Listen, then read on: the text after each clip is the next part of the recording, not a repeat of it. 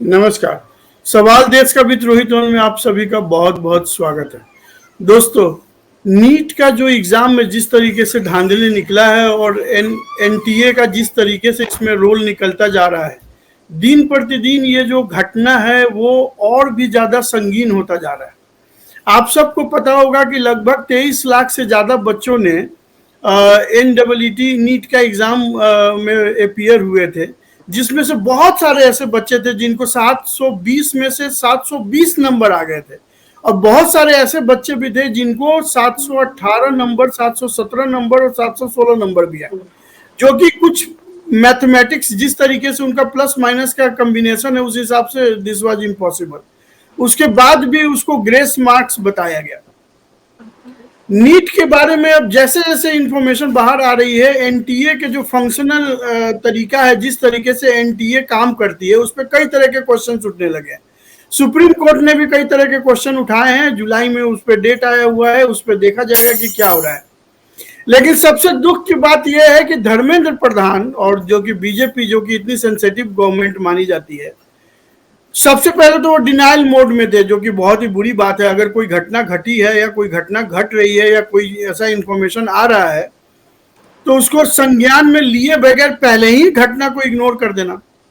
उसके बाद एनटीए ने भी इसको दबाने की पूरी कोशिश करी, जब वो नहीं दबा पाए और सुप्रीम कोर्ट में जब ये ऑब्जर्वेशन में चला गया तो धीरे धीरे सारी बातें खुल के आने लगी है। कुछ लोगों का यह कहना है कि एनटीए इतना करप्शन में लीन है कि वहां के चपरासी तक आज के डेट में 100 करोड़ से ज्यादा के मालिक है। हालांकि हम इस तथ्य को, फैक्ट को अप्रूव नहीं करते हैं, लेकिन ऐसे बातें अब जो है सो कि मार्केट में आने लगी है। हमारे साथ सत्यप्रकाश जी हैं जो हाईकोर्ट के लॉयर हैं, हमारे साथ राजीव खुराना जी हैं जो इंडिपेंडेंट प्रवक्ता हैं। सत्यप्रकाश जी ने आरटीआई डाला था, तो उसके बारे में समझते हैं सत्यप्रकाश जी से डायरेक्ट, फिर आते हैं क्वेश्चन आंसर पे। जी रोहित जी, सबसे पहले तो मैं आपको बता दूं कि ये एनटीए के माध्यम से कोई पहली बार इस प्रकार का भ्रष्टाचार हुआ है, ये नहीं कह सकते आप। देखिए बिल्कुल। चीजें कहाँ से खराब हो रही है, सरकार को और जांच एजेंसियों को वो पकड़ने की जरूरत है। आपको याद होगा कि 2019 में जेईई मेंस का एग्जाम में हरियाणा के एक सेंटर में रिमोट एक्सेस के द्वारा बच्चे एग्जाम में अपीयर हो रहे थे। इस मामले में करीब 32 लोगों को सीबीआई ने गिरफ्तार किया, जिसमें कोचिंग संचालक थे, प्रोफेसर थे, इंजीनियर थे और कई ऑफिसर्स भी थे। और इन लोगों को गिरफ्तार किया। उसके बाद सीबीआई ने इस मामले को केवल वहीं तक सीमित रखा जिनको गिरफ्तार किया, लेकिन उन बच्चों का रिजल्ट कैंसिल नहीं किया गया और उन बच्चों के पेरेंट्स को नहीं पकड़ा गया, जिन बच्चों के पेरेंट्स ने उस एग्जाम में धांधली करवाने के लिए पैसे दिए थे। मैं आपको बता दूं, जुलाई महीने में जो सीबीआई ने एफआईआर रजिस्टर्ड किया, उस एफआईआर में ये आरोप लगाया गया था कि हरियाणा के जिस सेंटर पे ये पूरा स्कैम हुआ था, केवल वही नहीं, देश में कई ऐसे सेंटर्स थे। मैं आपको ये बताता हूँ ये पूरा मोडस ऑपरेंडी क्या है।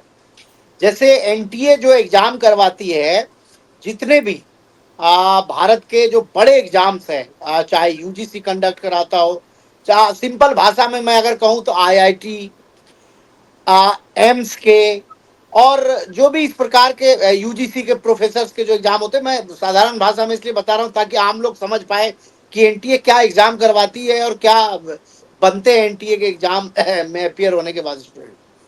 तो उन सारे एग्जाम्स में एनटीए को दे दिया गया है। मिनिस्ट्री ऑफ हायर एजुकेशन ने एनटीए को ये सारी रिस्पॉन्सिबिलिटी दे दी कि एनटीए ही ऐसे एग्जाम्स को कंडक्ट करवाए।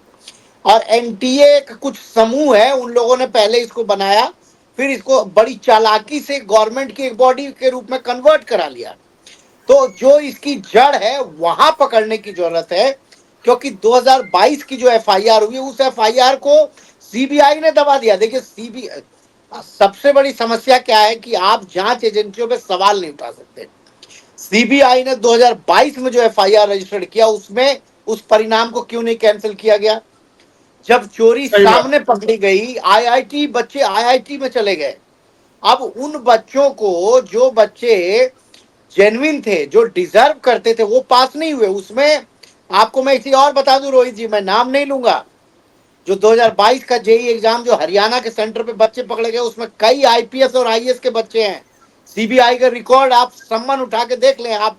आरटीआई लगा, मैंने जब एनटीए में आरटीआई लगा, एनटीए कहती है हाईली कॉन्फिडेंशियल है, हम आपको शेयर नहीं कर सकते। क्या कॉन्फिडेंशियल है? मैंने ये भी पूछा था कि भाई आप ये बताइए कि जो सीबीआई ने स्कैम पकड़ा, क्या एनटीए ने कोई रिपोर्ट या एनटीए ने रेकमेंड किया कि इन बच्चों के परिणाम जो है हेरा फेरी के तहत आए? तो एनटीए साफ मना कर गया। उस केस में सीबीआई भी मैनेज हो गई है, मैं ये ऑन रिकॉर्ड कह सकता हूं, मेरे पास एफआईआर की पूरी डिटेल है। और उसमें आईपीएस, एक आईपीएस, मैं नाम नहीं लूंगा, उस केस की केवल जांच हो जाए, तो एक आईपीएस को सम्मन किया गया था क्योंकि उसका बेटा भी क्वालिफाई हुआ था, और उस केस को दबा दिया गया और 2.5 से 3 करोड़ रुपए डोनेशन दिए गए थे उस मामले में। इसका प्रूफ है सीबीआई के पास। जब इस प्रकार के स्कैम को आप दबाएंगे तो इस प्रकार की चीजें कोई थोड़ी बंद होगी। आपने 2022 को दबाया, 2024 में नया स्कैम हो गया। एनटीए ही इस पूरी परेशानी की जड़ है, और एनटीए के जो ऑफिसर्स हैं, जो इनके चेयरमैन है, जो स्टाफ है, जो क्लर्क है, जो प्यून है, इनको कस्टडी में लेके पूछताछ होनी चाहिए, क्योंकि एनटीए ही क्वेश्चन छापती है, एनटीए मॉनिटर करती है, एनटीए नेट का एक्सेस देती है, एनटीए पासपोर्ट जनरेट करती है, एनटीए एडमिट कार्ड जनरेट करती है, एनटीए ही सारी व्यवस्था को लॉजिस्टिक सपोर्ट देती है। ठीक है। तो ओवरऑल तो एनटीए ही इसके लिए रिस्पॉन्सिबल है। ठीक है, तो जिस तरीके से सत्यप्रकाश जी ने एक्सप्लेन किया, राजीव जी, इससे तो साफ पता चलता है कि कहीं ना कहीं एनटीए का बहुत बड़ा मिली भगत है। रिटायर्ड आईएएस ऑफिसर्स हैं, आईपीएस ऑफिसर्स यहाँ पे हैं, और वो जो है अपने जानने वाले जो आईआरएस हैं, आईपीएस हैं, आईआरएस हैं, उन लोगों की मदद करते हैं, उनके बच्चों की मदद करते हैं और उनको क्वालिफाई कराने में उनकी हेल्प करते हैं। और कहीं ना कहीं इसमें कई सारी इन्वेस्टिगेटिंग एजेंसीज भी जो है वो अपने आप को लिमिटेड करके इनको मैं रोहित बढ़ावा दे जी, रही है। आपने रोहित जी, मैं 5 सेकंड दूंगा। एक आईपीएस का बच्चा स्कैम कर रहा है तो मजाल है कि सब इंस्पेक्टर रैंक का सीबीआई का एक ऑफिसर आईपीएस को बुला लेगा। ठीक है, ये जो तो इसमें ब्यूरोक्रेसी, मैं कहता मंत्रालय हूं, का भी तो रोल क्या है मैं इसमें? कहता हूं कि धर्मेंद्र दो प्रधान साल जी का का। क्यों 2 साल का क्यों, पिछले 15 साल के रिकॉर्ड मंगाए जाए बच्चों के जो एग्जाम्स बिल्कुल, हुए हैं। ये स्कैम कोई छोटा स्कैम नहीं है। इसके एक जड़ एक तक जाने क्लर्क की जरूरत है। एनटीए, हाँ, तो राजीव जी, क्या इसके लिए मोरल रिस्पॉन्सिबिलिटी धर्मेंद्र प्रधान को नहीं लेनी चाहिए? और धर्मेंद्र प्रधान ने जिस तरीके से इसको सीधे डिनायल कर दिया। देखिए, पहली बात तो ये है कि इसमें गड़बड़ियां, व्यापम घोटाला देख लो, वो भी यही था।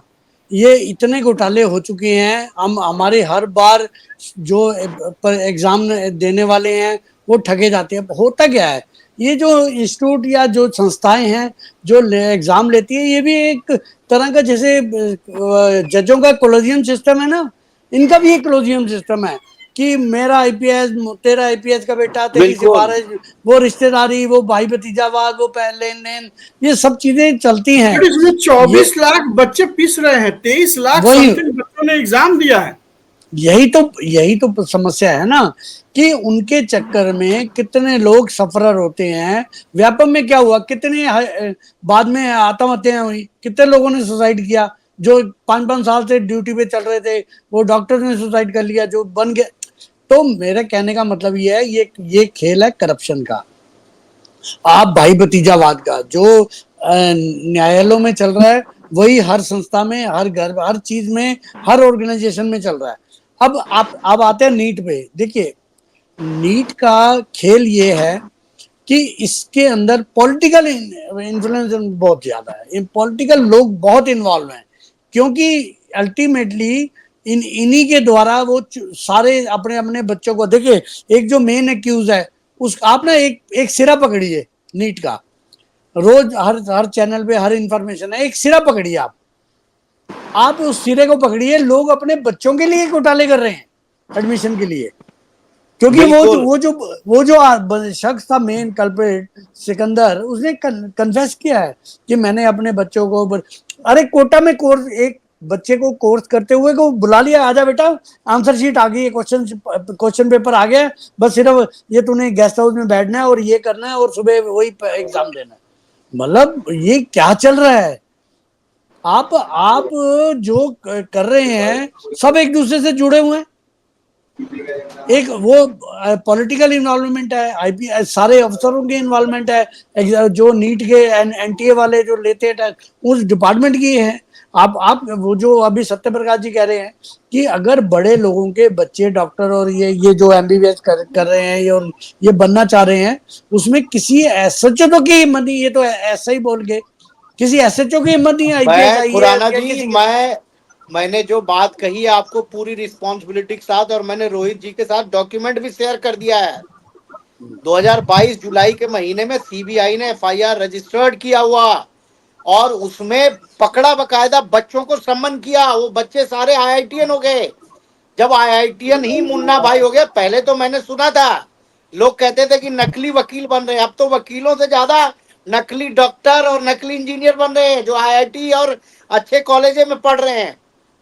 आप उनकी जांच कराइए ना, बीजेपी के प्रवक्ता अविरल जी, 2022 की उस एफआईआर की दोबारा जांच करवाइए और उस एग्जाम को कैंसिल कराइए।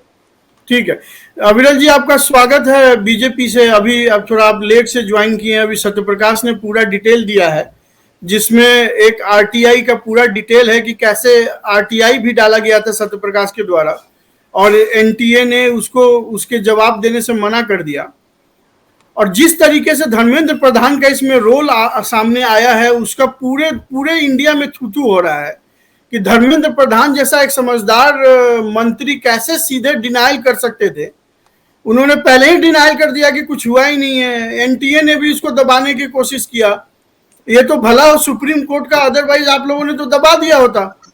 मैं बता देता हूँ रोहित जी, इस प्रकार से धर्मेंद्र प्रधान जी के ऊपर आरोप लगाकर कोई किसी प्रकार का लाभ आपको नहीं होगा, नंबर 1। नंबर 2, जिस प्रकार से बात आप मुझे बताइए ना, 24 लाख बच्चे प्रताड़ित हैं, आप मेरे को क्यों लाभ देना चाहते हैं? मुझे नहीं चाहिए लाभ, आप उन 24 लाख बच्चों को लाभ दीजिए। आप मुझे कुछ लाभान्वित करना क्यों चाहते हैं? सुन लीजिए, पहले देखिए, इस प्रकार से धर्मेंद्र प्रधान जी के ऊपर आरोप लगाए जा रहे हैं, सारे निराधार हैं, बेबुनियाद हैं। इस बात को समझना चाहिए। कुछ लोग हैं जो इस बात को नहीं समझ रहे हैं या उनके दिमाग में ये बात नहीं आ रही है। और उसके साथ साथ इस प्रकार से उन्होंने स्पष्ट किया था, इस बात को भी जान लेना चाहिए कि तब तक कोई किसी प्रकार का सबूत नहीं था। और आज भी ये कह रहे हैं, ये कांग्रेस वाले जिस प्रकार से कह रहे थे सबूत, ये सबूत दे दे। अगर इनके पास जिस प्रकार से शुरू में ही आरोप लगाने लगे थे कि इसमें लीक हुआ है, तो इन्हें सबूत दे देना चाहिए थे शुरू में। तभी इन्होंने सबूत क्यों नहीं दे दिए? लाने चाहिए थे सबूत। अंतर्यामी तो नहीं, या तो ये कहते हैं कि अंतर्यामी है, इन्हें पहले ही पता चल जाता है क्या हुआ है। अंतर्यामी यहाँ कोई नहीं है। सत्यप्रकाश जवाब बनने की कोशिश कर रहा है, वो करता है। ठीक है, सत्यप्रकाश जी का बात सुन लीजिए आप। अविरल जी, पहली बात तो मैं आपको बता दूं कि एनटीए जो एग्जाम करवाती है 15 साल से, इसमें पिछले 8 वर्षों से एक स्पेशलाइज्ड जो एक्सपर्ट एजेंसी के रूप में काम करती है और सारे एग्जाम जो है वो ऑनलाइन माध्यम से कंडक्ट किए जाते हैं। और जहां पे भी ऑफलाइन एग्जाम होता है वहां पे highly privacy, highly secured zone होता है, नंबर 1। नंबर 2, जो एनटीए पे आप कह रहे हैं कि कोई सबूत नहीं है, सबूत मैं आपको अभी व्हाट्सएप कर दूंगा। 2022 में हरियाणा के कैथल सेंटर में जेईई मेंस के एग्जाम में रिमोट एक्सेस के द्वारा बच्चे एग्जाम दे रहे थे। उसमें 16 लोग गिरफ्तार हुए, जिसमें कई प्रोफेसर, कई इंजीनियर, कई कॉलेजेस के टॉप ऑफिसर्स। और उस एफआईआर को सीबीआई ने इन्वेस्टिगेशन में दबा दी। एफआईआर की डिटेल मैं आपको भेज दूं।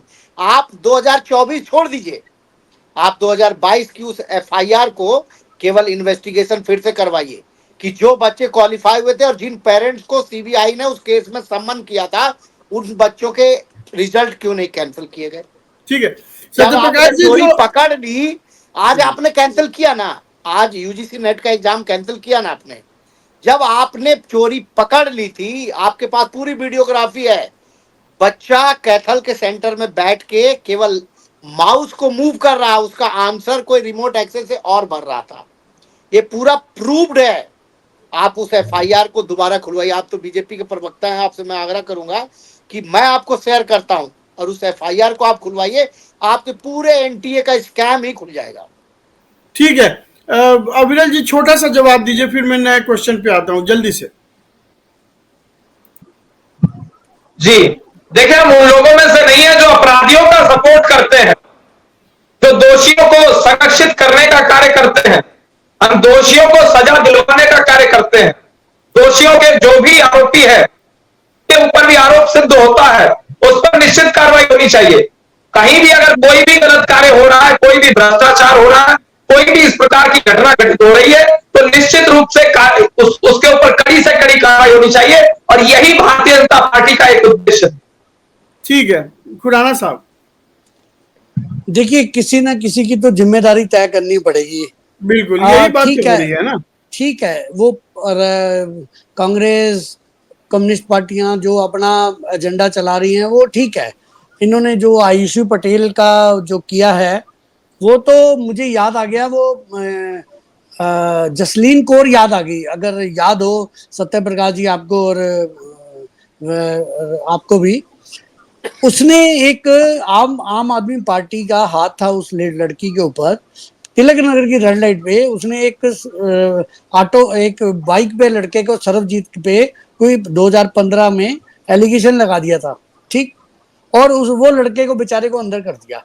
वो एक फेक था जो बाद में प्रूव हुआ 2019 में, और वो लड़की तो बाहर भाग गई, वो लड़के की लाइफ खराब होगी। ऐसे ही ये आयुषी पटेल एक खड़ी होगी जो गलत पेपर, फर्जी पेपर हाईकोर्ट में प्रूव हुए। देखिए, इसको रखिए साइड में, पॉलिटिक्स को। आप प्रियंका गांधी ने क्या ट्वीट कर दिया, आयुषी पटेल को क्या हीरोइन बना दिया, वो फेक हो गया।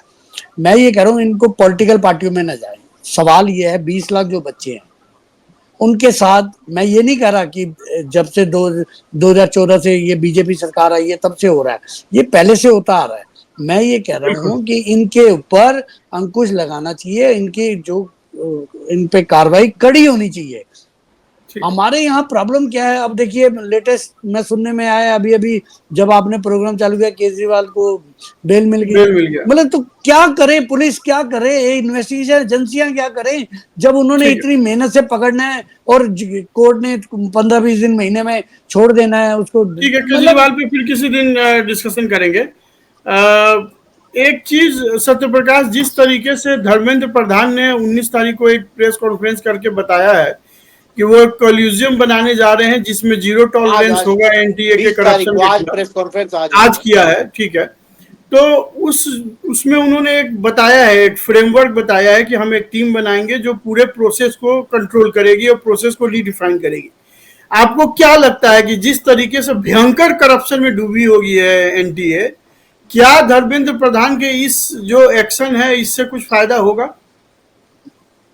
देखिए, मैं फायदा होगा या नहीं होगा, लेकिन मैं ये तो जरूर कह सकता हूं कि जिस प्रकार से इस देश के युवाओं के साथ खिलवाड़ किया जा रहा है, देखिए कुछ सेलेक्टिव अप्रोच के साथ कुछ सेलेक्टेड लोग जो हैं, इन्होंने एक नेक्सस फैलाया हुआ है इस प्रकार की व्यवस्था में। वैसे लोगों को पकड़ के जेल में डालने की जरूरत है, वैसे लोगों की संपत्ति कुर्क करने की जरूरत है। अभी तक एनटीए के चेयरमैन को क्यों नहीं गिरफ्तार किया गया? एनटीए के चेयरमैन दूसरी बार ये स्कैम हुई है, ऐसी पहली बार नहीं है। अभी तक एनटीए के चेयरमैन पे कोई सरकार ने बयान क्यों नहीं दिया? आप क्या करते हैं कि छोटी मछली को पकड़ते हैं। आपने एक उसको पकड़ लिया कि गेस्ट हाउस में रुका, उस पार्टी का, अरे वो तो छोटा मछली है। 28,000 29,000 बच्चे एग्जाम में अपियर होते हैं, 34 लाख 35 लाख टोटल बच्चे साल भर में अपियर होते हैं एनटीए द्वारा कंडक्ट करवाए जा रहे एग्जाम में। और देश में प्रोफेसर, डॉक्टर, इंजीनियर बनते हैं टॉप क्लास वो। और वहां पे अगर मुन्ना भाई एमबीबीएस बनाए जा रहे हैं तो आप सोच सकते हैं कि डॉक्टर साहब बैठे हुए हैं, आप सोच सकते हैं कि इस देश की आने वाली पीढ़ी कहाँ जाएगी जब आप मुन्ना भाई एमबीबीएस टॉप इंस्टीट्यूशन में बिठाएंगे। तो जो हमारी जनरेशन है वो क्या सीखेगी? वो तो डिजर्विंग पे वो पहुंच ही नहीं पाएगा। ठीक है, और अविरल जी, स्कैम को कर रोहित जी एक मिनट, अविरल जी, इस पूरे अविरल जी, स्कैम इसके को लिए कौन जिम्मेवारी लेगा भाई? धर्मेंद्र प्रधान जी ने जिस तरीके से इसको एकदम अपने कंधे से उतार के फेंक दिया था शुरू में, और एनटीए पे कार्रवाई क्यों नहीं रही है? एनटीए को क्यों प्रोटेक्ट किया जा रहा है? अभी नहीं, तक तो जिम्मेदारी आईटी लेगा सीनियर एक मिनट देखिए, आप कह रहे हैं जिम्मेदारी कौन लेगा? जो दोषी होंगे उनके ऊपर कड़ी कार्रवाई की जाएगी, इस बात को समझना चाहिए। जो अपराधी हैं उनके ऊपर ही तो कार्रवाई की जाती है। अब ये तो है नहीं कि जज के ऊपर आप कार्रवाई कर देंगे। जिम्मेदारी जज की तो होती नहीं है। जज का यह अधिकार है कि वो फैसला सुनाएगा और कार्रवाई करेगा। और जज की इसी बात प्रकार नहीं से है। हम ये कह रहे हैं कि चलो धर्मेंद्र प्रधान जी का रोल नहीं है, मान लिया, लेकिन एनटीए का रोल तो खुल के सामने आ गया। और अगर एनटीए के भी किसी का रोल नहीं है, तो भी जिस तरीके से उनके द्वारा मिसमैनेजमेंट हुआ है, तो इन द डे रिस्पॉन्सिबिलिटी तो एनटीए का है। तो एनटीए में तो अभी तक लोगों की बर्खास्तगी होनी चाहिए, लोगों के खिलाफ एफआईआर होनी चाहिए। तो देखिए, अगर एकदम इससे बिल्कुल देखिए, जांच का विषय है और एकदम इस प्रकार से तय नहीं किया जा सकता कि किसने क्या किया है। कोई भी व्यक्ति यहां अंतर्यामी नहीं है। ये जांच होगी, उसके बाद ही ये स्पष्ट होगा, दूध का दूध पानी, ठीक है, तो उसके बाद ही होगा। खुराना साहब, मैं ये कह रहा हूँ कि आप बात कर रहे हैं सत्य प्रकाश जी, बड़ी मछलियां, मैं एक छोटी मछली को पकड़ता हूँ, एक गंदी मछली पकड़ते हैं। वो गंदी मछली, उसका नाम है सिकंदर यादवेंदु, ठीक। वो शख्स पहले जल विभाग में, जल संसाधन विभाग में था, अब नगर विकास में अपने आप आ गया। दानापुर में एक जोन का था, उसे 4 एडिशनल जोन दिए गए। मतलब उनके ऊपर पॉलिटिकल हाथ था ना इस आदमी के ऊपर। तो छोटी मछली, गंदी मछली की बात कर रहा हूँ इस पूरे एपिसोड में। अब क्या होता है जी, वो सस्पेंड हो जाता है एक बार, 10 दिन में ऊपर से डल के प्रेशर फिर बहाल हो जाता है। अच्छा, मजेदार बात, ये जो जेई है, इससे पहले ये ठेकेदार था। और उससे भी एक इंटरेस्टिंग बात कि एलईडी घोटाले में जेल जा चुका है। मतलब आप देखिए कि इस पूरे एपिसोड में जो दलाली कर रहा है बंदा, वो बंदा आपने इतनी, जो पहले जेल जा चुका है, एलईडी घोटाले में जो है, ऊपर से जेई बन गया बाद में। मतलब एक ठेकेदार जेई बन रहा है। अच्छा चलो, जेई बन गया, उसके बाद मन चाहे डिपार्टमेंट ले रहा है। वो एनटीए में आ कैसे गया, उसके आसपास फटक कैसे गया, इसकी जिम्मेदारी कौन लेगा? ये तो छोटी मछली एक है जो सामने आई है, बड़ी मछलियां तो भूल जाओ। ठीक है, सत्य प्रकाश जी। नहीं, जैसे खुराना जी ने जो बात कही कि बड़ी मछली, इस बात को तो मैं कह ही रहा हूं। सवाल ये है कि नेशनल टेस्टिंग एजेंसी, देखिए बात, हम केवल इसको ये कह दें कि जो शिक्षा मंत्री है उन्होंने बयान दे दिया कि हम कमेटी बना देंगे, इसकी जांच होगी। इतिहास है, भारत में हजारों कमेटियां बनी हैं, कंक्लूजन पे कोई नहीं पहुंचा।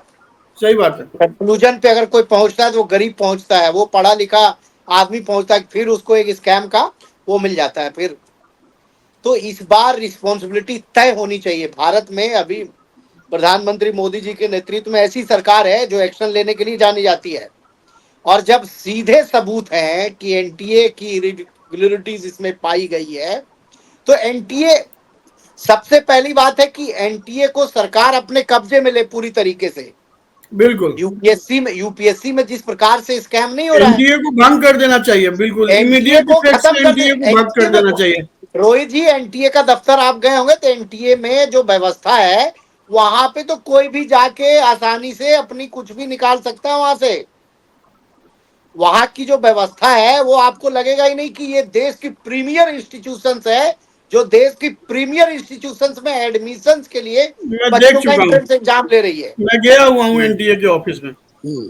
तो जब ऐसी ठीक है। व्यवस्था है, आप सोचिए, जिस देश में पूरी दुनिया भारत की आईआईटी, पूरी दुनिया भारत की आईआईएम, पूरी दुनिया भारत की जवाहरलाल नेहरू यूनिवर्सिटी और यूजीसी का सिक्का मानती है, उस यूजीसी और उस जेएनयू और उस आईआईटी और आईआईएम के एग्जाम्स कराने के लिए आपने लापरवाह लोगों को बिठा रखा है। ऐसे लोगों को बिठा रखा है जिनके दूर दराज के रिश्तेदार खुद स्कैम में शामिल है, उनके घर के बच्चे सम्मन हो रखे हैं 2022 में कई आईपीएस को।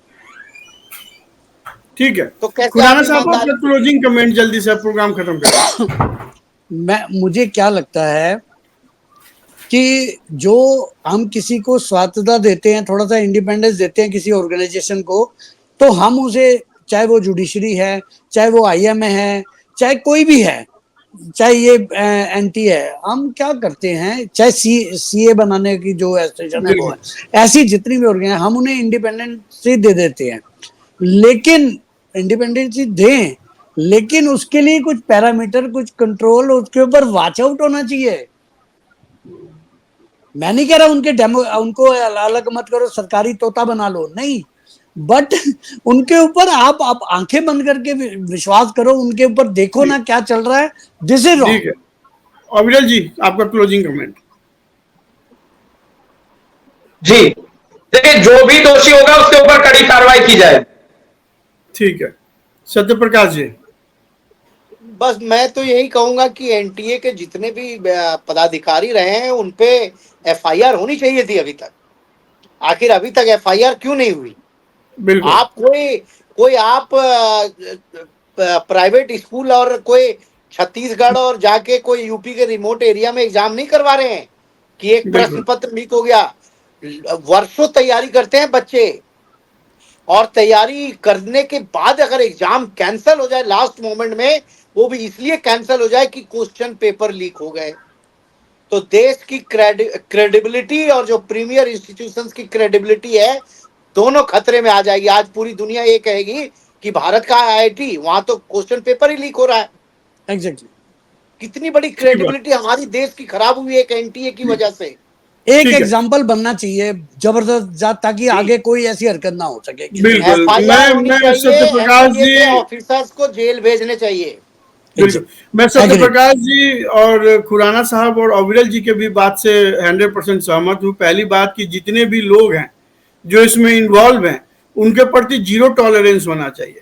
दूसरा, या तो एनटीए का पूरा फ्रेमवर्क बदला जाए, गवर्नमेंट इसको कंप्लीटली अपने अंदर ले ताकि इसकी रिस्पॉन्सिबिलिटी तय किया जा सके, या एनटीओ को भंग करके एनटीए के जगह पे कोई नया संस्थान बनाया जाए और जितने लोग एनटीए से जुड़े हुए हैं उनको ब्लैक लिस्ट किया जाए ताकि वो दोबारा इस नए संस्थान में आके फिर से वही गंद ना फैलाने लगे।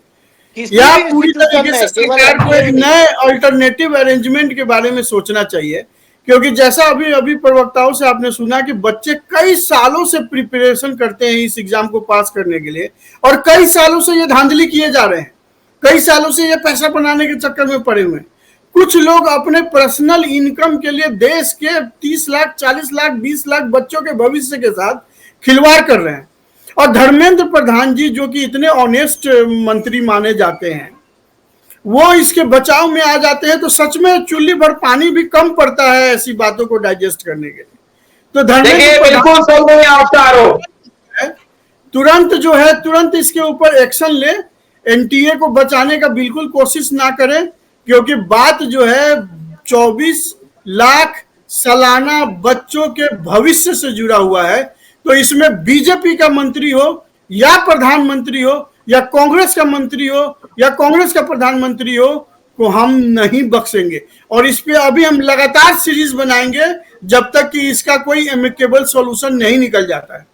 तो फिर हम नए टॉपिक के साथ रोहित जी आपसे यही आग्रह करूंगा, रोहित जी आपसे एक ही आग्रह करूंगा कि इस विषय को आप सीरीज की तरह चलाएं। ठीक है, इस पे एक पूरा सीरीज बनेगा, भले अविरल जी को बुरा लगे।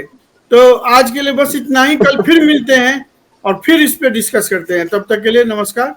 आप सभी का बहुत बहुत धन्यवाद। राजीव खुराना जी आपका धन्यवाद, सत्यप्रकाश जी आपका धन्यवाद, अविरल जी आपका धन्यवाद। नमस्कार।